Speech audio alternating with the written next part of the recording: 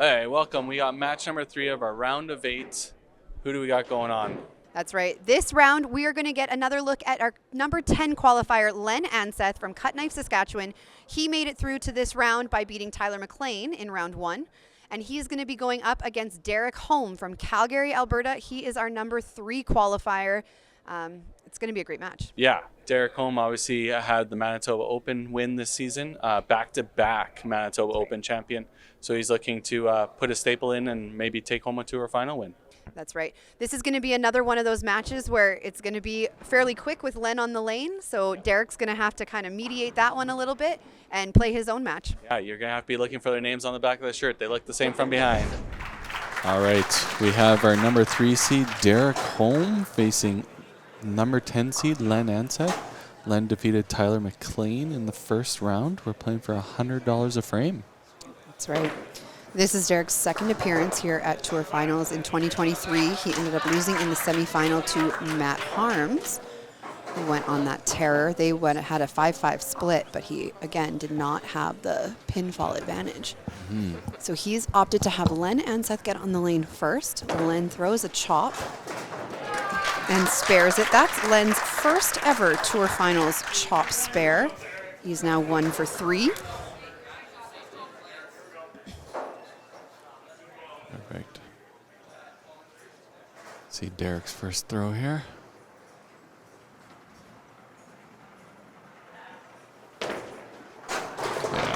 An early strike is going to put him on the board and win him his first $100 in frame 1. Derek Holm, obviously many titles, 2010 Autumn Open champ, 2023 and 2022 Manitoba Open champion, and the 2023 Canadian Open singles champ. Really great season there.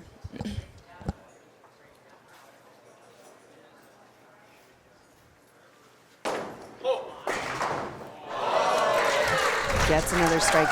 Derek did end up playing all 5 events of the WCBT this year. He only qualified in 2 of them, though. Missed the cut at Autumn Open, missed the cut at Regina and at Heritage, but had a 4th place finish at TPC this year and ran all the way to the top at Manitoba Open, like you said, for the 2nd year in a row.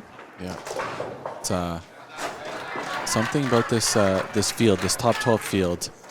If you can run deep in 1 or 2 tournaments, you can get yourself in here.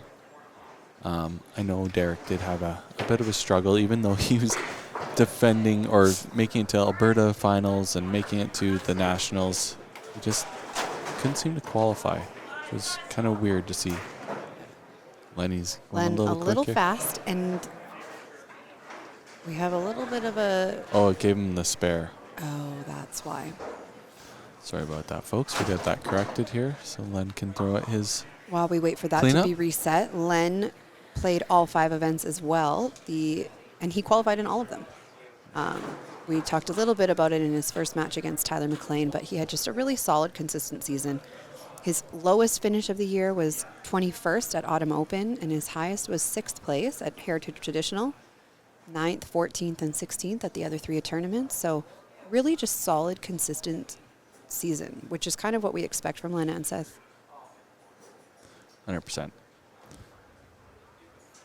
I'm just going to get our pins reset here for Len. Throw at this deuce. He's been so consistent for quite a while. When we look at the 5-pin universe top 50 rankings, he's sitting at number 6 overall. He's been consistently in that top 15, I think, ever since the rankings started. Yeah. Matt Harms is number 8. So they're very evenly matched when you look at over the course of a while. Sorry about that, folks. We're going to get a score correction here because he definitely was able to get that 2-pin. They've already got it corrected at the counter. Not sure why that shield came down early, but... I think they were still working on resetting the pins, and Len, being as fast as he is... Doesn't waste any time waiting. Didn't let him wait. Oh, chop. Another chop that he's going to have to go for. 33% on his chops in Tour Finals history.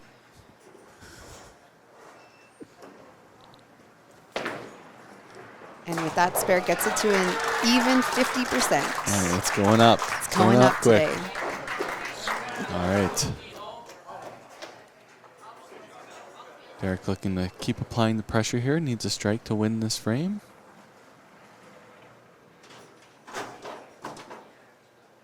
In his inaugural season playing on the Tour Championships, he came out game 1 firing as well, 324, and ended up winning 8 frames against Tyler Titkat.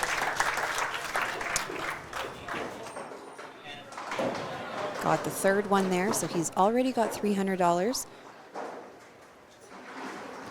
Yeah, up 3-0 early. Just needs 2.5 more frames to lock up this match, but knowing Len Anseth, it's not going to be easy. Yeah. Len has the highest strike and hit percentage of all the players who've been in Tour Finals more than once. Super consistent, just keeps plugging away at it. A little bit quick there for Derek. That will be Derek's first miss in Tour Finals history. Oh, yeah. 100% hit percentage before. Yep. Mind you, he's only been here once before, but... True. He's only played 2 games before this. Yeah. So. Yeah. But 20 on the middle isn't bad. Not bad. 23 out of 24. All right. A spare here will give the carryover. A strike will give Len some life and put him on the board.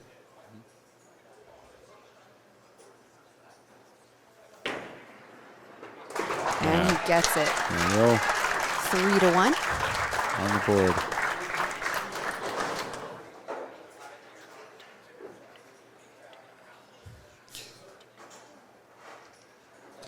So even though Derek's only been here once before, his Tour Finals money win is $21.50. He's already added $300 more to that. Able to push out another chop. Sending that chop percentage going.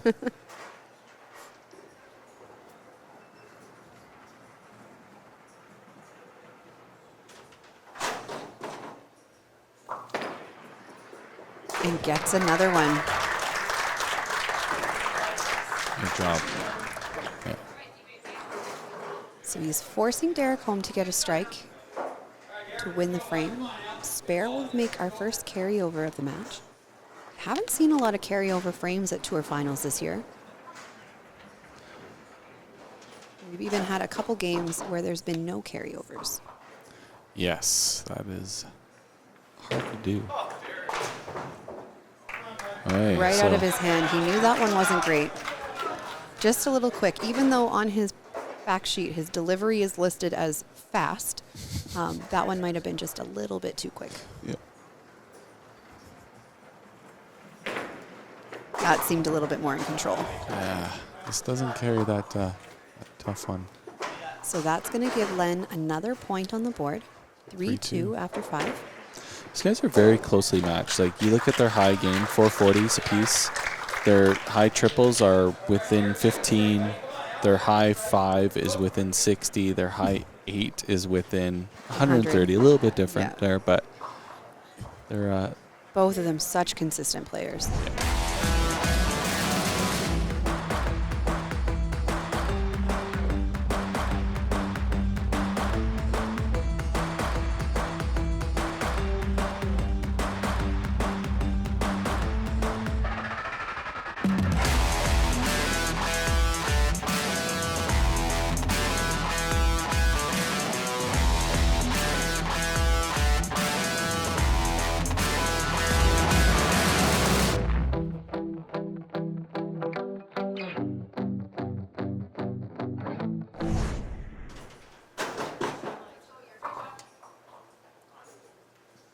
Derek's another one who's kind of been around for quite a while, but wasn't really ever pushing into that next level for many years. But over the last couple seasons, we've started to see him at the top of his game and aces.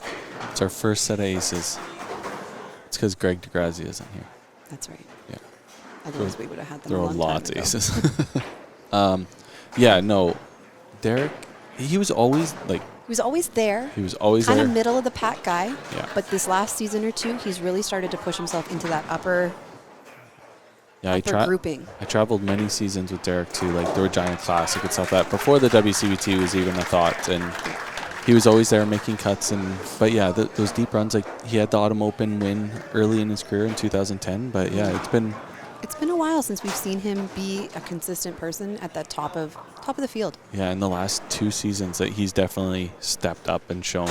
Even outside of the cash events, like within singles tournaments, and that's a great shot by Len. We're all tied up. Len takes frame 6 there at $300 apiece, 3 frames each. And we're so tight in pinfall too. 140 to 158, but Len does have that strike working at 6. 4-frame game. And punches in 7. Lenny is one of our more animated players, and you can see the frustration on his face with that shot. Yeah. Nothing worse than you know you're starting to get the leg up. You just want to put the pedal down, and then all of a sudden, 100%. Gotta reset. Don't get ahead of yourself.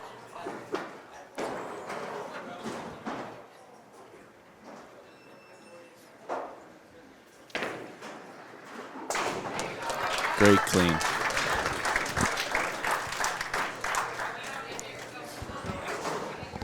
Derek looking to come back in frame 7. He's had a couple frames in a row that just didn't quite go his way. Any kind of mark here will take frame 7 and give him back the lead. Also give him pinfall advantage.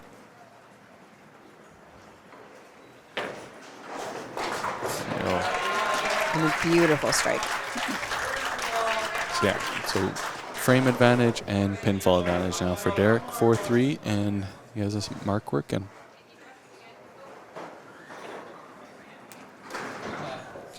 Derek's favorite event is the TPC held here at Sherwood Bowl. However, his favorite center is Toppler in Calgary. So even though he loves the event here, not necessarily his favorite center, but obviously has got to feel fairly comfortable on the lanes here at Sherwood. Yeah. Another 3-pin.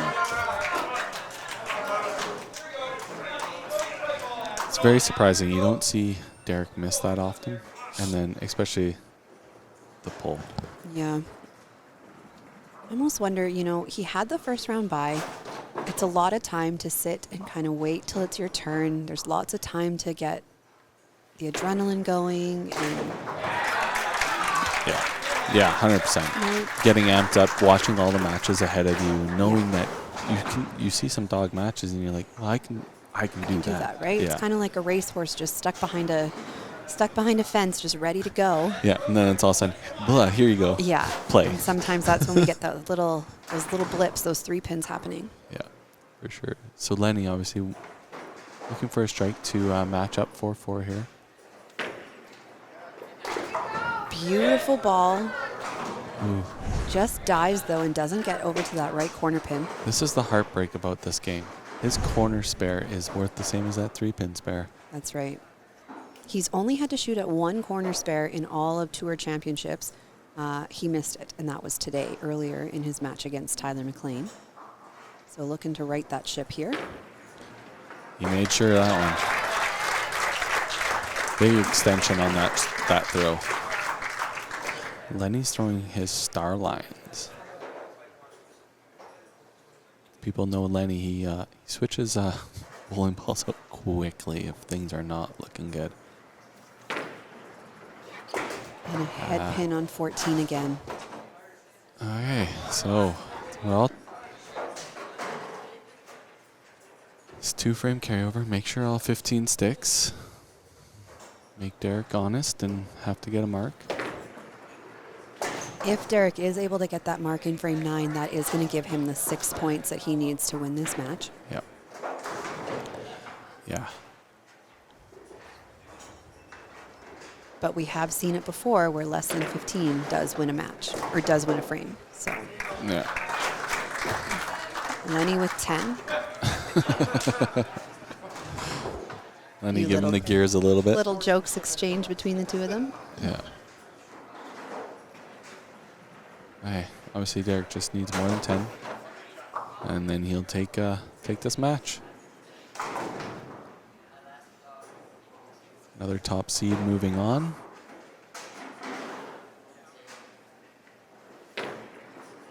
And a great shot. That'll be enough to win the match. It also wins the $200 for those 2 frames.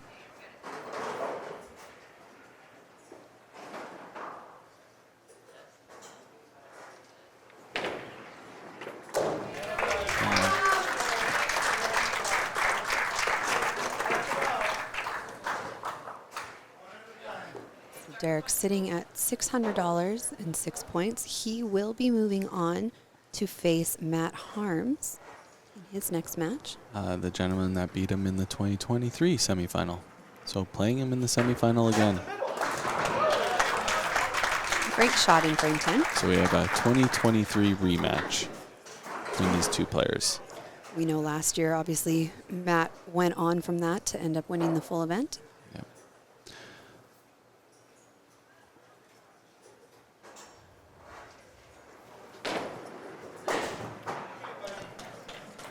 Head pin on that strike.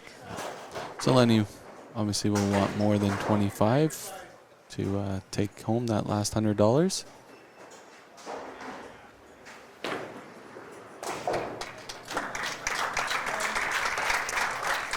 All right. Really solid game by Derek. Yep. Even with 2 3-pins and a set of aces, puts together a 270. Yeah. Before that, he was averaging 269 in tour finals. So he's right on pace for. Yeah. Len's going to on need to average. spare this right corner and throw the strike. And he's 50% on right corners, as we've seen. He's 50% on right corners today. 66. Going up. All right. Needs more than 10 to take home that last $100 and take home an extra 400 from this round alone. No, he did not want it. Okay, so 7-3 for Derek Holm, $300 for Len Anseth, and $700 for Derek. Great bowling, guys. Hey, another great match. Derek Holm winning 7-3 over Len Anseth, even with 2 3-pins and a set of aces. Gets a 270 mark. Great bowling. That's right. Len kind of ran into some head pin problems on lane 14 and just couldn't string enough together to get past Derek Holm. In our next match, we have our number 9 qualifier, Parker Anderson, taking on our number 4 seed, Brandon Manziel.